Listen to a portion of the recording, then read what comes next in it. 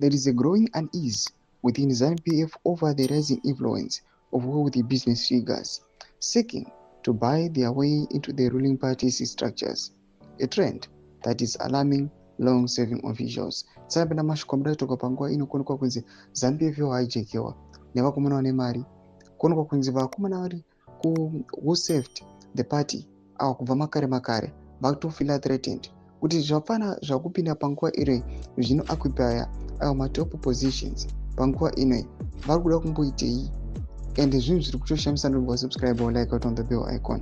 Tipina panapa muna mobudani kwa mchinzi. It is imaged that party members are accepting money in exchange of positions as cash-rich individuals attempt to capture the party's organs.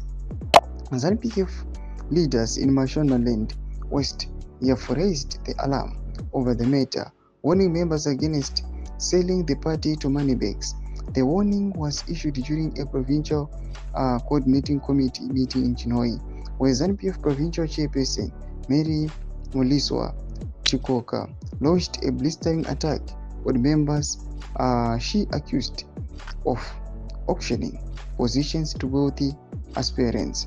Muliswa alleged that some officials had approached prominent businessmen including Paul Tungwarara and Wikino Chivhayo, inviting them to take up positions in the province. Some members have approached people like Tungwarara. Some approached Wikino, asking them to come here to do what? She said, because people now want money, they want to sell positions in the party. We don't want that. We don't want that as a party.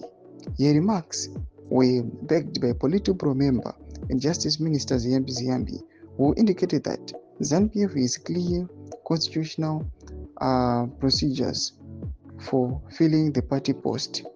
Positions are not for sale in the party, Ziyambi said. The commissariat has not spoken, the Politburo has not spoken, yet positions are already being sold. If this continues, we will recommend that the co-option process be stopped.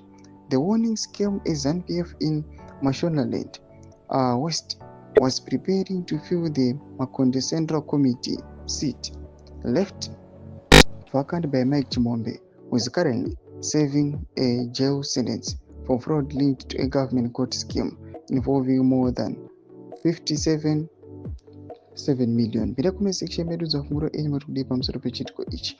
So subscribe or like, chat on the bell icon.